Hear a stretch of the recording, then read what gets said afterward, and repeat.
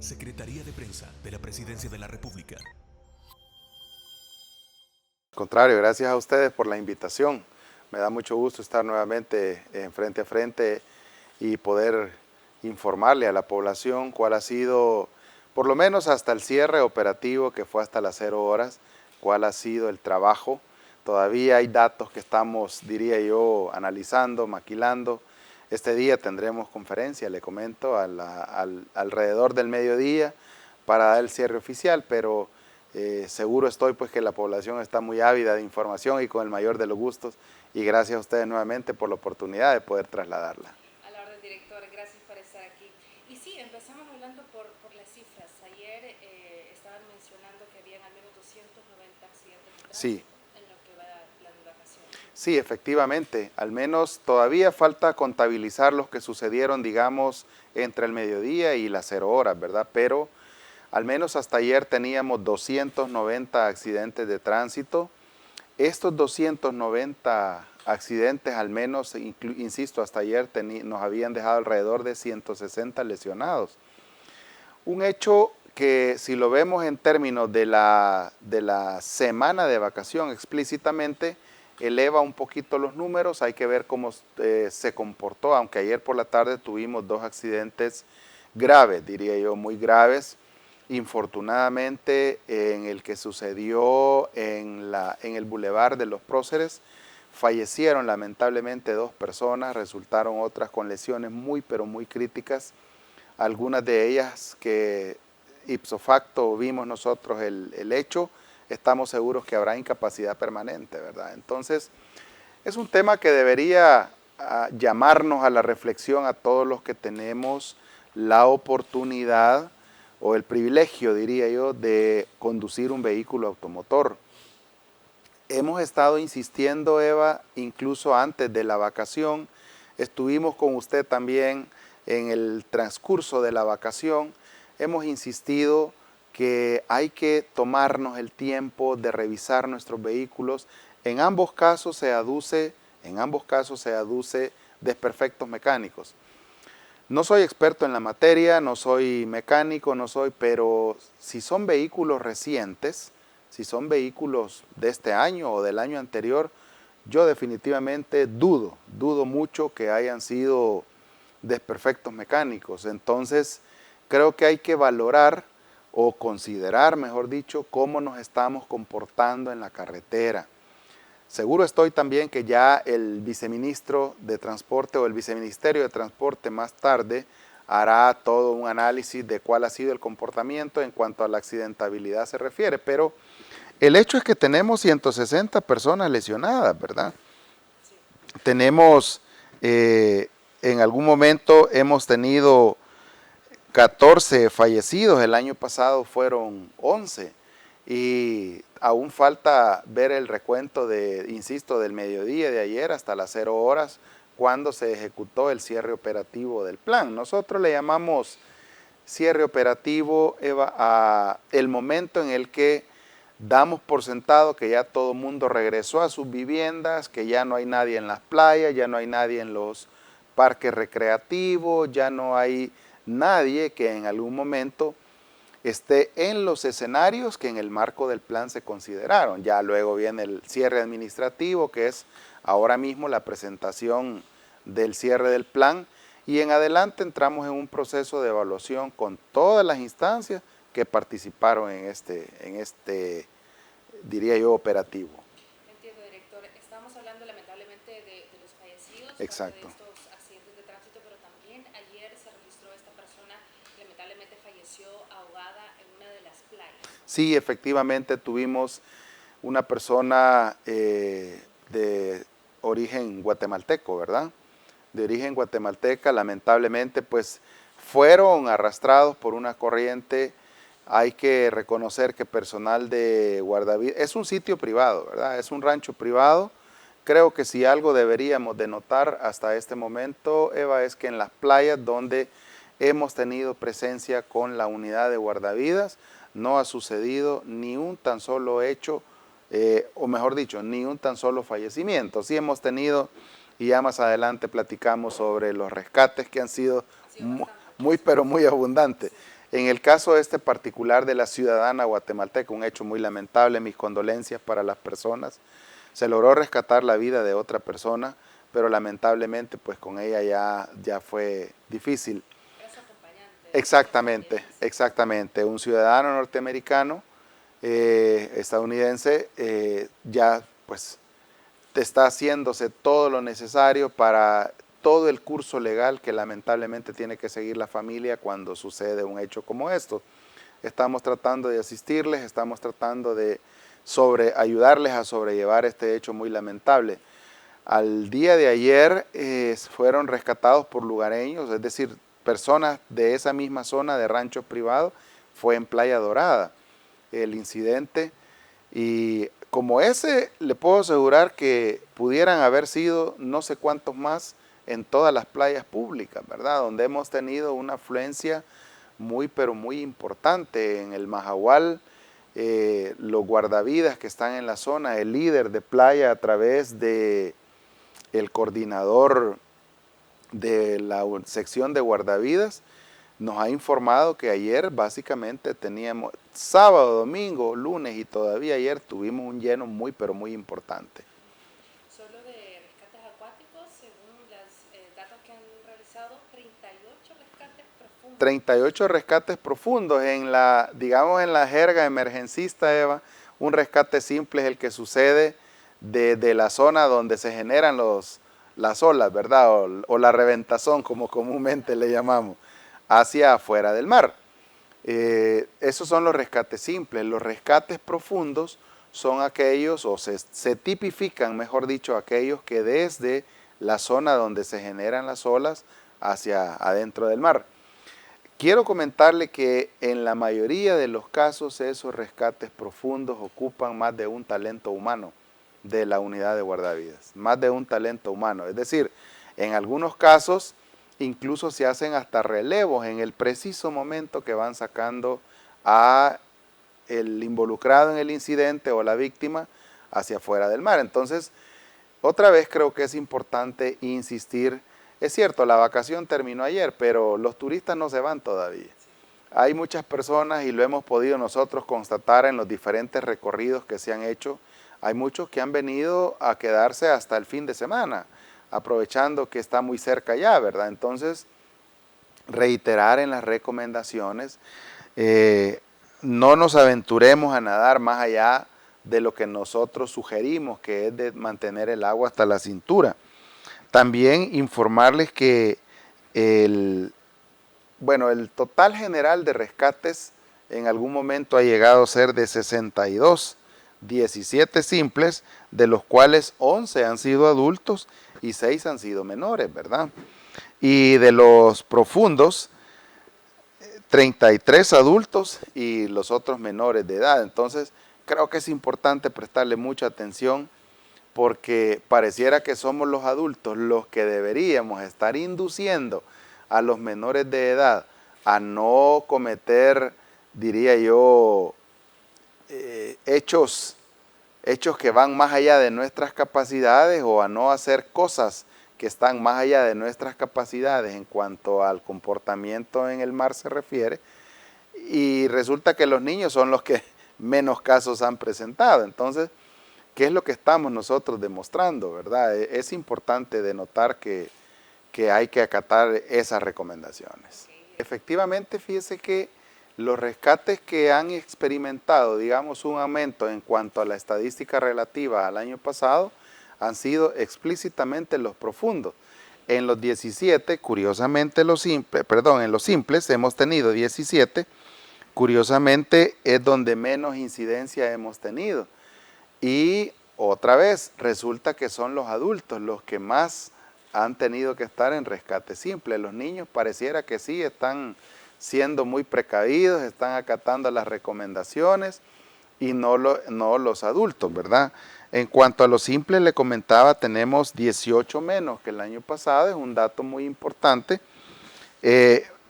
Sin embargo, en los rescates acuáticos tenemos un promedio de 15 rescates más. Si lo vemos en términos prácticos, podríamos decir incluso que esta cifra ha sido todavía muy poca, considerando, Eva, la afluencia que hemos tenido básicamente en todas las playas. ¿Dónde está, digamos, el punto de quiebre? Infortunadamente, en la mayoría de los casos, excepto el rescate del ciudadano norteamericano y la señora de ciudadanía guatemalteca que lamentablemente falleció ayer, en la mayoría de los casos, digamos, fatales, ha estado involucrado el alcohol. Al menos los dos casos de las personas que fallecieron en el lago de Ilopango. Hubo uno que básicamente estuvo ingiriendo bebidas alcohólicas desde un día antes de su fallecimiento. Se ahogó en el transcurso de la madrugada y a las 6 de la mañana, cuando pues todo el mundo está ya reincorporándose y todo, observaron que lamentablemente pues la persona se había encontrado ya, ¿verdad? Entonces, indudablemente tenemos que pensar en qué medidas deben tomarse con todas estas personas que reinciden, porque le cuento, hay algunos casos en los que no se rescata solo una vez. En algunas playas que de repente hemos tenido nosotros personas que 1, 2 y hasta 3 veces, ¿verdad? Hasta que se le amenaza que se va a llamar a la policía para que lo guarde un ratito por ahí. Hasta entonces pareciera que paran, ¿verdad? Pero ¿por qué llegar a un hecho punitivo? O sea, ¿por qué la necesidad de hacer uso de la instancia policial para que me salven la vida? Yo de verdad no concibo esa situación. Sin embargo, sabemos que la bebida es un tema cultural también que afecta no solamente en este rubro, en la mayoría de los casos de accidentes de tránsito también. Habrá que ver cómo se comportaron las estadísticas. Esta es una información que seguramente el señor viceministro de Transporte dará más tarde, pero habría que ver qué tanto ha incidido el alcohol, por lo menos en la vacación de Semana Santa o en el plan que se ejecutó en la Semana Santa.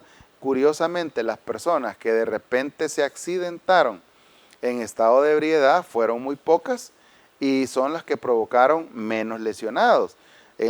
Ahora mismo se ha notado que la tendencia en cuanto a la accidentabilidad vial ha sido la distracción al volante, el abuso de la velocidad.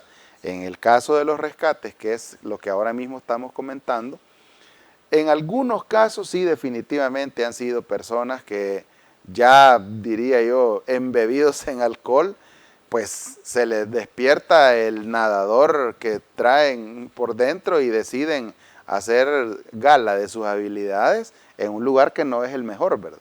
Que no es el más apto para hacer gala de nuestras habilidades de natación. El mar, y es una de las cosas que yo admiro y valoro mucho de todos nuestros compañeros de la unidad de guardavidas. En principio son personas que, digamos, teniendo la habilidad o la destreza para nadar, también se formaron, han recibido entrenamiento, hacen uso de otro equipo para ejecutar esas maniobras que permiten salvarle la vida a las personas. Así es que, así los números en cuanto a rescates acuáticos se refiere, en los turicentros, o mejor dicho, en los parques recreativos, hemos tenido algunos casos, pero no han llegado a ser tan críticos, ¿verdad? No han llegado, excepto las 2 personas que lamentablemente fallecieron, los 2 en estado de ebriedad, no hemos tenido más complicaciones. Hemos trabajado en un binomio perfecto, diría yo, con el Instituto Salvadoreño de Turismo, en el que ellos han desplegado o han hecho todo un despliegue de talentos humanos, considerando pues que esta época o estos momentos son los momentos propicios para que las personas abarroten estos lugares. Ayer por la tarde hacíamos un recorrido ahí por las 2 de la tarde en la zona de Los Chorros, el Turicentro Los Chorros, y bueno, es notorio, ¿verdad? Al ver la cantidad de vehículos que incluso ya no se quedan dentro del parqueo, sino que se parquean en la, digamos, en uno de los carriles de la carretera panamericana. Hay que decir también un excelente trabajo el del Viceministerio de Transporte, específicamente de los gestores de tráfico y la Policía Nacional Civil. específicamente la Dirección de Tránsito Terrestre, ¿verdad? Ok, entonces digamos los fallecimientos solo se han dado en el mar, en estos dos casos. En el lago también, ¿verdad? En el lago. En el lago y en el mar. Lamentablemente la señora la ciudadana guatemalteca el día de ayer, yo creo que a todos debe llamarnos a la reflexión, Eva, de qué es lo que queremos realmente hacer cuando vamos a un lugar de esto. Yo de verdad insisto en que hay que acatar las recomendaciones. En el preciso momento que yo violento o traspaso esa línea, de verdad que estoy exponiéndome. En cualquier lugar que vayamos siempre hay, y nosotros en términos de, digamos, de emergencistas o de riesgos incluso, le llamamos justamente así, riesgo aceptable. Es decir, ¿quién nos asegura que en el preciso momento que yo decido conducir un vehículo no voy a tener un accidente? Nadie, ¿verdad? Es el riesgo que aceptamos en el día a día nuestro, ¿verdad? En el día a día de cada persona. Pero cuando yo incremento la posibilidad de tener un evento o de tener una situación crítica, cuando violento la normativa, cuando abuso de la velocidad, cuando me distraigo revisando el teléfono, si ahora lo extrapolamos a la situación en las playas, cuando yo incremento el riesgo aceptable de tener algún incidente en la playa, cuando yo decido transgredir las normativas o hacer caso omiso de las recomendaciones que me dicen que no debo adentrarme al mar, que si estoy con niños no tengo que soltarlos, que si veo que el mar está picado, si veo un banderín rojo ondeando, ese no es el mejor momento para adentrarme al mar. Entonces, definitivamente hay que considerar qué es lo que estamos haciendo en cada una de nuestras salidas a estos lugares, ¿verdad? Y sobre todo, director, estas recomendaciones, como usted decía, ayer terminaron las vacaciones oficialmente, pero siguen los turistas, sobre todo extranjeros, en nuestros planes. Efectivamente. Es importante tomarlo en cuenta. Los guardavidas, la unidad de guardavidas están en las zonas públicas. Sí, definitivamente. Pero no en las privadas. No, en las privadas no. Entonces, ahí es donde de verdad tenemos que prestar mucha atención. Nosotros hemos hecho incluso recorridos en cada uno de los lugares y justamente fíjese que el estudio que hicimos previo, diría yo, a la instalación de estos puntos de observación o estos puntos de vigilancia, que son 110 en total, le cuento, en 28 playas, ¿verdad?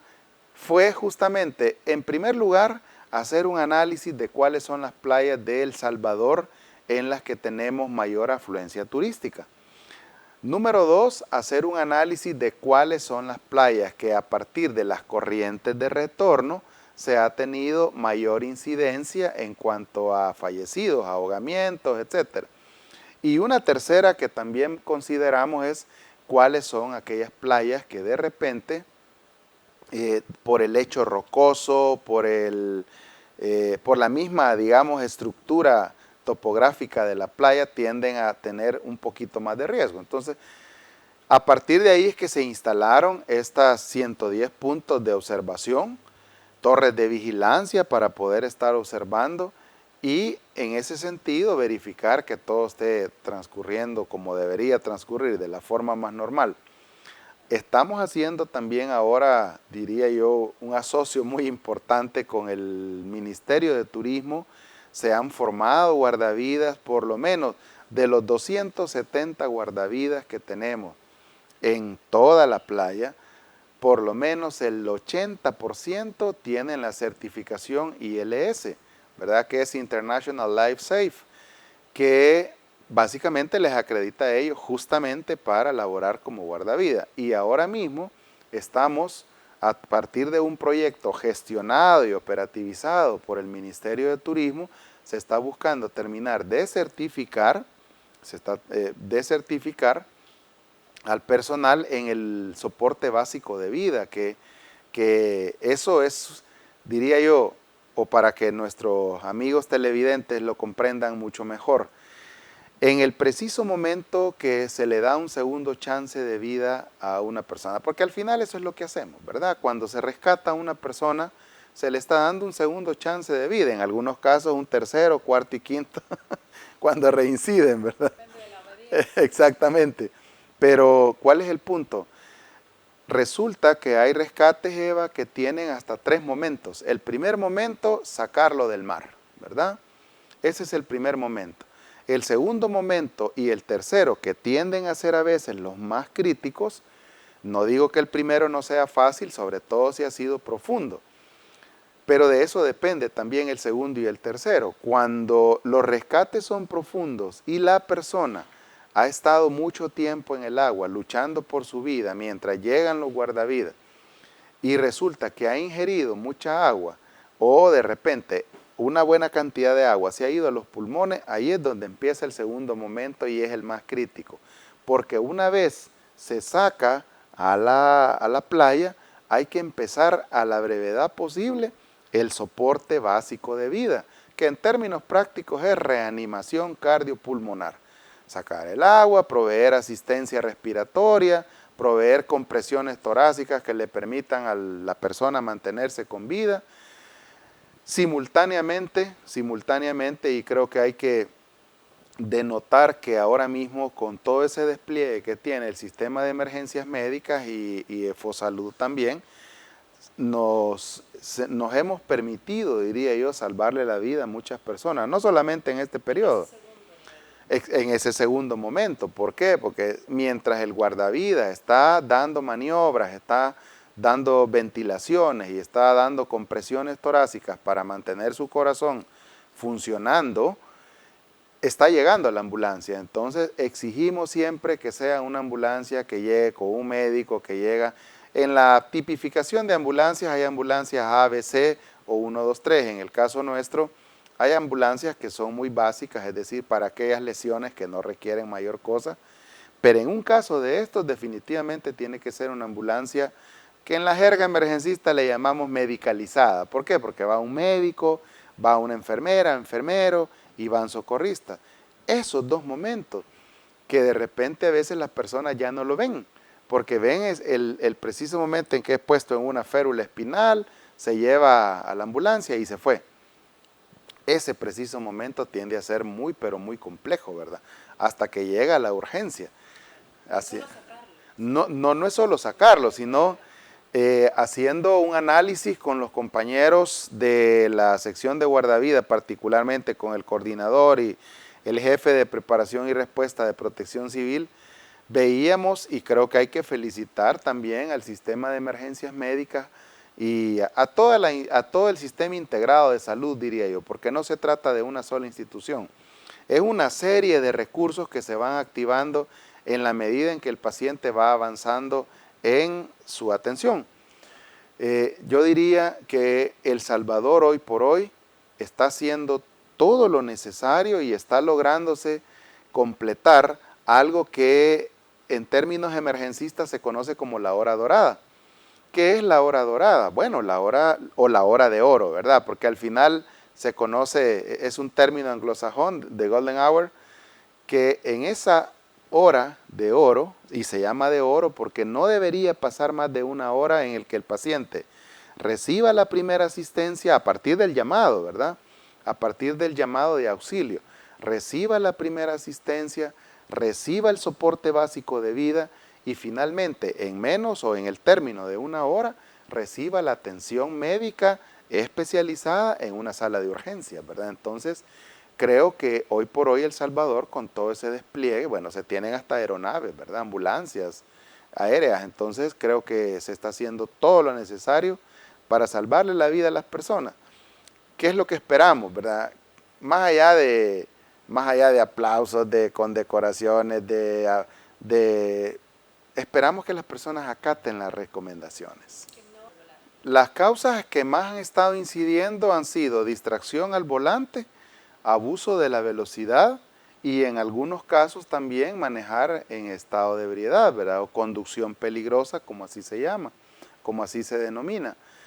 En cuanto a este rubro, insisto, ya será el momento en el que el Viceministerio de Transporte haga el análisis, porque le comentaba que en el periodo vacacional anterior, en Semana Santa, un dato muy pero muy curioso fue que de toda la cantidad de accidentes que se registraron en el periodo vacacional, resulta que muy poco porcentaje o un porcentaje muy pequeño, sucedió porque las personas iban conduciendo en estado de ebriedad. Entonces, habrá que hacer ese análisis. Ahora mismo se está trabajando en eso a fin de poder brindar un informe completo alrededor del mediodía.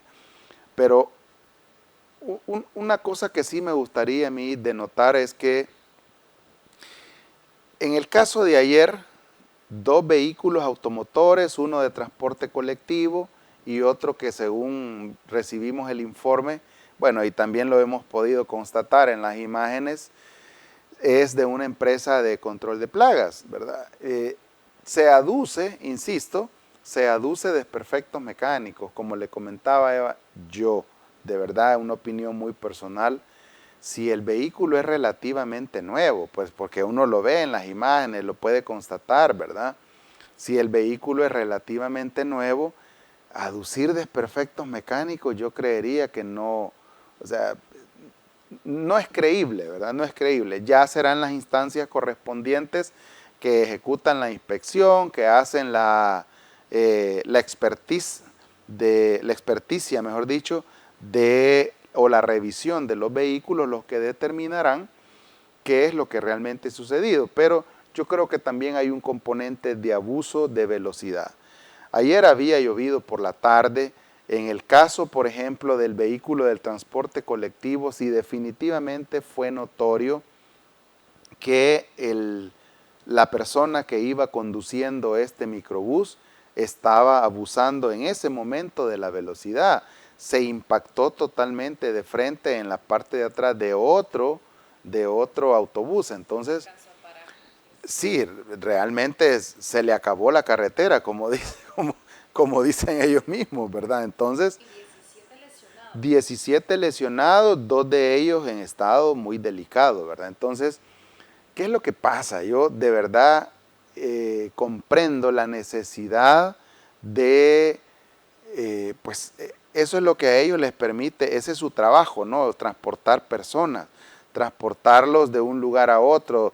Esa es la empresa en la que ellos se han dispuesto a trabajar en el transporte de personas. Entonces, siendo esa un rubro muy, pero muy importante en el país, deberían asumir la responsabilidad que se debe tener al conducir un vehículo. Estamos transportando personas, ni siquiera que fueran animales, porque yo soy animalista también, ¿verdad? Y detesto ver que alguien con premeditación incluso atropella a un perrito, ¿verdad? O maltrate a algún animal. Entonces, es importante que consideremos realmente qué es lo que estamos haciendo. En el otro caso definitivamente es una barbarie, ¿verdad? 2 familias que ahora mismo están llorando a sus 2 parientes que fallecieron anoche y el otro señor que, bueno, ingresó al hospital. Ahora mismo no tengo la información, pero seguro estoy que debe estar en una situación muy, pero muy delicada, con una incapacidad para toda la vida, ¿verdad? Porque básicamente se produjo una amputación. Se produjo una amputación, una incapacidad para toda la vida, más allá de los costos que en realidad son importantes, ¿verdad? Si pensamos que esta persona, y puedo decirlo con propiedad porque yo vengo del área de la salud, ¿verdad? Si esta persona ingresó a la unidad de cuidados intensivos, porque de repente lo que vemos inicialmente es una amputación, pero no sabemos que otros golpes que otros órganos pudieran estar comprometidos. ¿Y qué pasa si esta persona ingresó a una unidad de cuidados intensivos? A partir de ahí, los costos son altísimos, pero dejemos eso. Yo creo que el sistema integrado de salud de este gobierno ha demostrado que lo importante es salvar la vida de una persona, atender y proveerle lo mejor posible. Dejemos los costos por un lado, pensemos en la recuperación de estas personas, tanto física como psicológica. Perder una parte de nuestro cuerpo no es gracioso, ¿verdad? De verdad que no es gracioso. Así es que igual nosotros esperamos que a la brevedad posible estas personas pues respondan de la mejor manera a este hecho lamentable, ¿verdad? Cosas que se pueden evitar definitivamente. Efectivamente, porque o sea, de verdad yo creo que si tenemos una hora específica para llegar a algún lugar, pues hay que tener, digamos, la debida precaución de salir con el tiempo necesario, no hay por qué andar corriendo, y si no, pues definitivamente ser sincero, mira, no voy a poder llegar a la hora que acordamos, ¿verdad? Exactamente. Que ayer estaba lloviendo, o sea, cuando llueve las probabilidades aumentan. Exactamente, o sea, lo que hablábamos hace algún momento, ¿verdad? Todos aceptamos, hay un riesgo aceptable en todo lo que hacemos en nuestra vida, desde el preciso momento que nos levantamos. Hablando con unos alumnos de una cátedra en una universidad, les digo, ¿quién les asegura a ustedes, y hablando sobre temas de riesgo, ¿verdad? Les digo, ¿quién les asegura a ustedes que en el preciso momento de la primera acción que uno realiza para iniciar su día a día, es decir, tomar nuestro baño, no nos vamos a deslizar a la salida del baño, me voy a caer, me voy a golpear la cabeza, voy a estar, me dice, pareciera que está escribiendo un libro de Alfred Hitchcock, me dice, pero pasa, ¿verdad? O sea, son cosas que han pasado.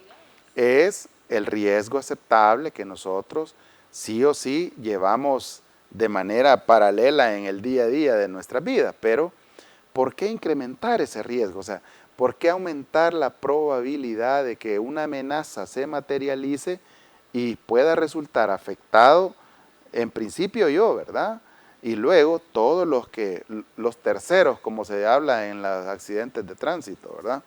Entonces, pues si al final el que infringió es el que se va a malmatar y todo, pues no digo que bueno, que lamentable, diría yo, pero fue solo él, pero resulta que no es así. Siempre hay personas que en algunos casos pagan los platos más rotos, ¿verdad? Es cierto. Hablando también, director, de las imprudencias al conducir, también en este plan se han detenido a más o menos 50 personas, conductores peligrosos, ¿no? Sí, exactamente. Los detenidos por conducción peligrosa realmente fueron 47. Estamos observando que fueron 8 más que el año pasado. En estos rubros específicamente, de verdad que a nosotros nos alegra que los detengan. Definitivamente no puede ser que una persona que esté no solamente infringiendo la normativa, porque más allá de que yo he escuchado a algunos que hasta se ufanan, no, si yo he manejado hasta con 20 cervezas adentro. O sea, de verdad que eso me parece ya falta de raciocinio, diría yo, ¿verdad? Falta de raciocinio.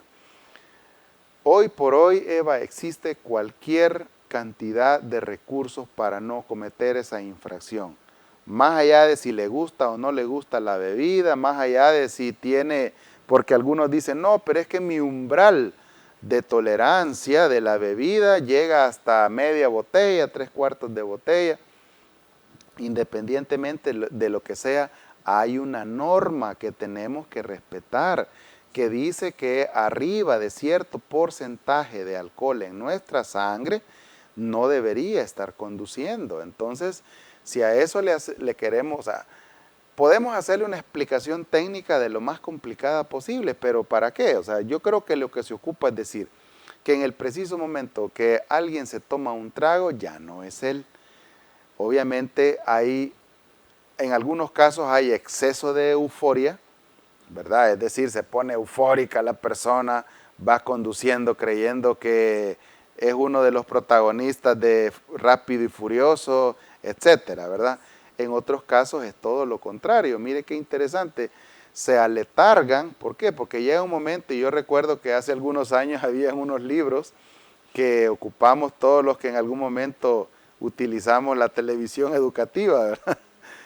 Habían unos libros que explicaban la curva nosotros le llamábamos la curva del borracho, pero realmente funciona para cualquier tipo de estimulante o para cualquier tipo de bebida alcohólica, cualquier tipo de sustancia estimulante. Decía, entre 1 y 3 es el momento de ingesta, es el momento de partir, estamos hablando, etcétera. Entre 3 y 5 pareciera que estamos llegando al pico máximo de euforia, ¿verdad? Celebración, etcétera.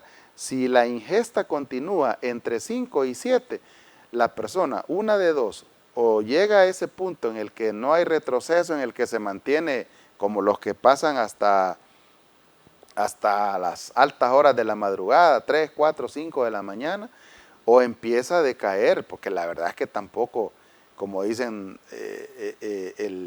por muy alto que tenga el umbral de tolerancia de cualquier estupefaciente, hay un momento que el cuerpo decae, los órganos se resienten. Entonces, entre 5 y 7 empieza a letargarse la persona.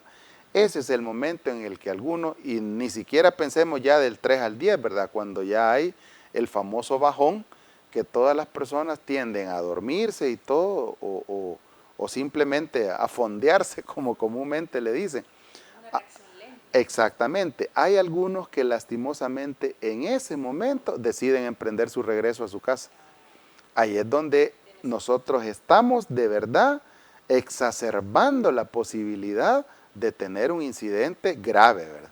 Grave. Hay muchos que se han quedado dormidos en el vehículo y cuando despiertan o están en el hospital o están presos, ¿verdad? Definitivamente se ha seguido trabajando cada día de esta vacación en las fumigaciones en diferentes puntos.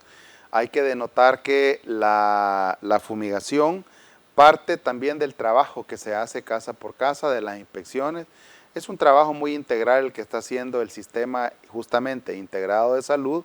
Obviamente ahora mismo nos sumamos como Sistema Nacional de Protección Civil a partir de la alerta epidemiológica que decretara el Ministerio de Salud en función de darle atención, ¿verdad?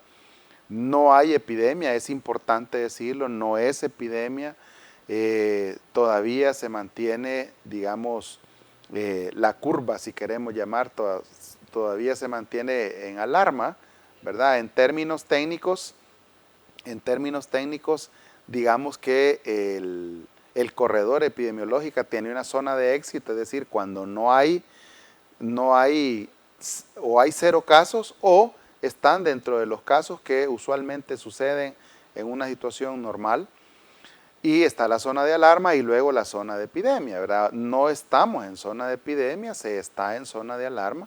Obviamente ya ahora mismo también seguro el señor ministro de Salud brindará más detalles de cómo está la situación actualmente. Sin embargo, le puedo decir, a partir de lo poco que conozco de esto, o del trabajo que hacemos, mejor dicho, también en esto, es que hemos volcado todo el Sistema Nacional de Protección Civil. De hecho, a partir de la alerta epidemiológica que hiciera el ministro, como Sistema Nacional de Protección Civil, decretamos alerta roja y, como decía el señor presidente Nayib Bukele, no nos andemos con rodeos, ¿verdad? Si hay que atender algo, hay que atenderlo. Si hay que disponer de todos los recursos, hay que disponerlos.